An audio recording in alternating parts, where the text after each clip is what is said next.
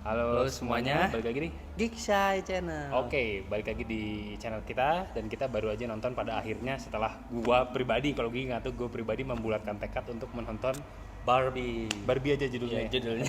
Barbie aja karena jujur ini untuk prolog dari awal dari munculnya film ini dari Trailer mungkin. trailer mungkin dari teaser-teaser visualnya gua tuh sama sekali tidak tertarik. Sama sekali zero karena ya bukan bermaksud apa Barbie aja Barbie gitu gitu karena ya. tanpa bermaksud terlalu maskulin juga ya nggak apa yang lo harapkan gitu. Not my cup of tea lah Ya bisa gitu bilang karena gitu kan. karena pun gue pikir awalnya ini hanyalah live actionnya Barbie aja gitu gue pikir, dan cuman dipikir-pikir gue dari awal kok tapi aktor aktrisnya Kelas A, lumayan nih ya. gitu kan, dan ternyata setelah gue lihat impresi dan gue coba ulik sedikit, ternyata dia disutradari oleh orang-orang yang cukup punya karakter yang cukup oke. Iya. Makanya nanti Gigi jelasin lebih detailnya. Iya. Dan akhirnya kita nonton dan Iya. ternyata menimbulkan beberapa impresi dan pandangan yang cukup unik Iya. di gua gitu. Disclaimer sebelumnya mungkin kan pasti orang benar bilang kenapa kok nggak ikutan hype trennya Barbenheimer. Iya. Ya kebetulan kita memang pengen nonton Oppenheimer dulu dan untungnya kita ada jeda waktunya. Jadi kita bisa meresapi dulu film sebelum ini, akhirnya kita jadi netral gitu masuk ke film ini gitu Ya, kan. karena kan emang cukup kontradiktif, ya, kita Kontradiktif, udah upload ya, di ya. video sebelumnya.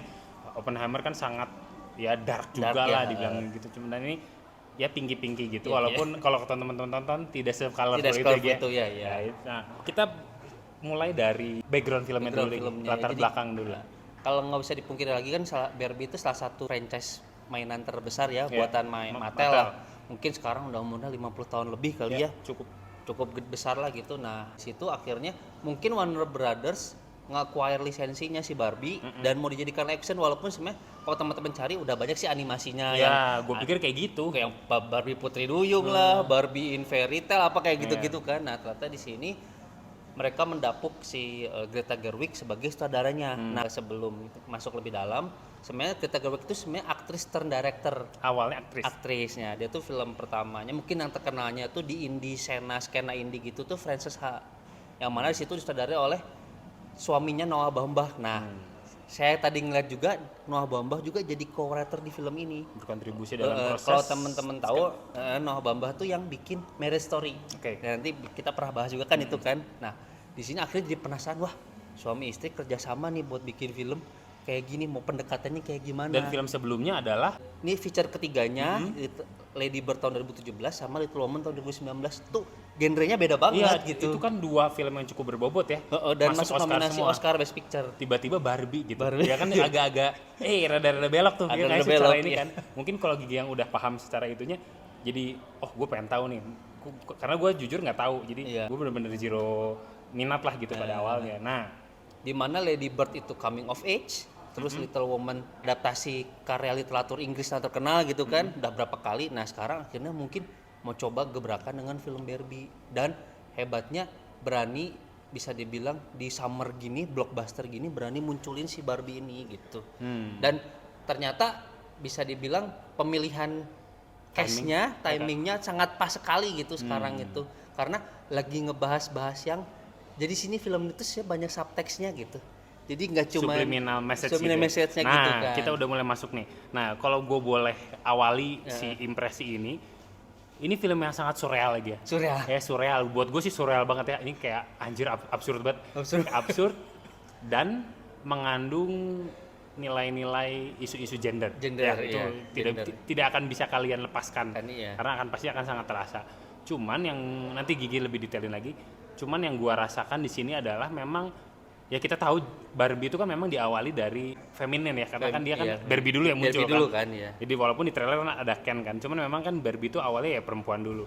Nah, otomatis memang yang terasa lebih isu feminisnya. Feminisnya. Tapi yang gue suka dari film ini adalah tidak terasa menggurui Menggurui, secara ya, feminis. nggak preachy kan gitu. kan banyak tuh yang feminis tapi anjir si kaum laki-laki itu disudutkan gitu Disudutkan, kayak kemana gitu kan. Nah, di itu sini nggak kerasa tuh menurut nggak gua. kerasa karena pinternya dia bikin dua perbandingan. Ya, ada itu yang Barbie Land sama dunia nyata. Jadi kita bisa ngeliat sudut pandang yang berbeda gitu di sini gitu.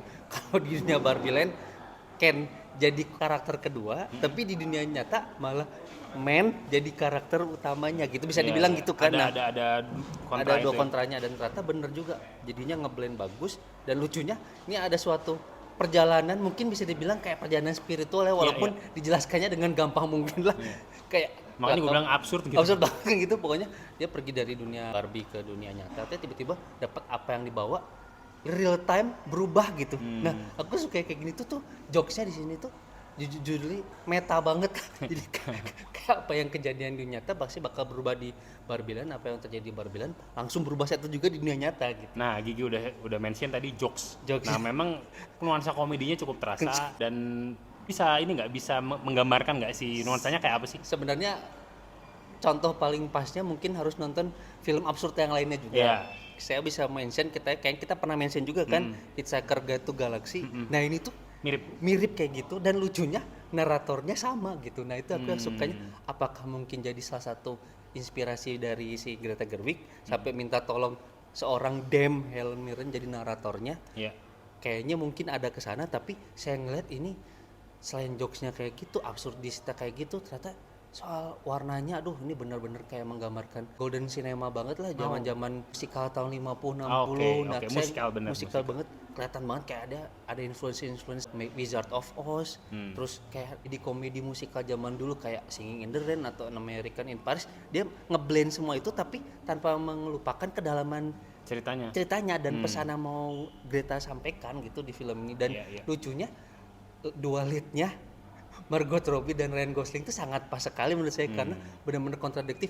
Kita mungkin kalau ngelihat mereka berdua kan bisa dibilang stereotype lah, gambaran kita, stereotype gitu white kan, people white ya, people gitu kan, yang good looking gitu. Yang good looking, blonde gitu kan, tanda kutip kurang pintar gitu. Tapi ternyata di sini tuh mereka kayak mengalami transformasi gitu, bahwa dengan dihadapkan pas ke dunia nyata, wah ternyata fantasi nggak segini-gini juga ya gitu. Nah kayak gitu akhirnya mendapat wawasan baru, dan saya paling sukanya itu kayak hal-hal kecil yang kayak soal kuda gitu bisa digede-gedein.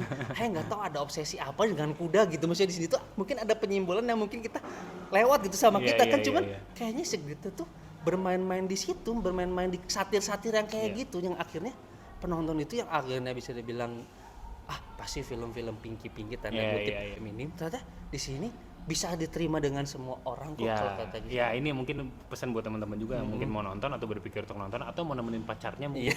Ya kan gue tahu maksudnya laki-laki di luar sana ngapain gue nonton Barbie, cuman ya dicoba aja kalau mau mah gitu ya.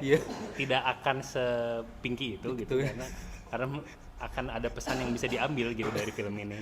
Dan aku sukanya Warner Bros juga di sini, mereka kayak bisa dibilang self mockery juga kan, dia nyebut franchise dia juga. Mungkin istilahnya kayak gini tuh, kalau teman-teman pernah nonton ini juga nggak tahu kenapa ada Will Ferrell-nya. Itu tuh meta juga, karena Will Ferrell dia pernah main di film namanya Stranger Than Fiction. Tema-temanya mirip kayak gini juga gitu, bahwa kehidupan teh udah ada nulis fiksi gitu. Kayak Truman nggak sih? Kayak Truman Show juga gitu. Itu gue tadi di kepala gue muncul Truman sih. Dan jadi di sini juga si Will Ferrell terakhir nonton Lego Movie, dia kan jadi bapak yang mainin Legonya. Sekarang ternyata dia jadi CEO-nya Mattel. Jadi kayak di sini tuh si Greta Gerwig pemilihan kayak Helen Mirren dan Will Ferrell tuh kayaknya ada maksud tertentu gitu. Selain si lead-nya yang ganteng dan cantik itu si Ryan Gosling sama si Margot Robbie, dan literally di sini dua itu scene stealer juga. Selain, nah ini kita nggak nyangka bahwa ternyata ada karakter manusia, real manusia yang akhirnya dia jadi bisa dibilang yang memberikan narasinya gitu di sini, yaitu diperankan oleh America Ferrera. Kalau teman-teman tahu, dia yang pernah meranin Ugly Betty. Di situ dari sudut pandang seorang ibu. Nah, di sini siang ada satu adegan yang di tengah-tengah yang akhirnya Barbie nyadar, wah ternyata kehidupan dunia nyata tuh kayak gini. Tapi kalau dia diam, meresapi, mau dengar suara-suaranya itu teh kena banget bahwa sebenarnya teh hidup tuh nggak selalu seindah yang di Barbie Land. Nah kayak gitu di sini tuh mau digambarkan gini loh, nih kayak apa, on your face gitu gini loh. Kalau dunia nyata tuh nggak seimajinatif atau sefantasi dunia Barbie gitu, dan pinternya dia ditampilkan dengan sekocak mungkin. Jadi akhirnya kita tanpa sadar ketawa, tapi gitu maksudnya kayak gitu di sini tuh. Ya memang di beberapa titik ada yang terlalu seperti orasi ataupun preachy ya, cuman agak-agak teredam dengan nuansa komedinya ya. Dan satu sisi kita juga distract sama warna-warnanya gitu kan, sangat vibrant banget gitu kan filmnya, jadi kayak wah memanjakan mata dan kita dikasih pesan-pesan yang dalam juga gitu di sini.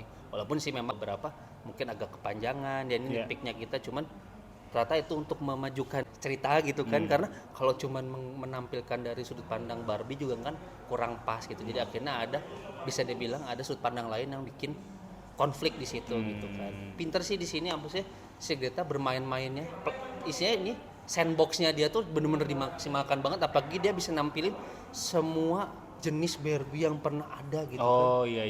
Coba kalau temen-temen yang bener-bener main, maksudnya untuk kaum wanita yang bener-bener main, kayak semua arsip-arsip baju-baju legendarisnya Barbie itu muncul di sini semua gitu. Jenis-jenis Barbie, kalau- jenis-jenis Ken. Kalau di pause di apa dilihat dengan sesama tuh, wah ini mah langka, ini langka, mungkin kayak gitu kali ya Mungkin bagi. buat perempuan-perempuan yang anak orang kaya. Oh, iya.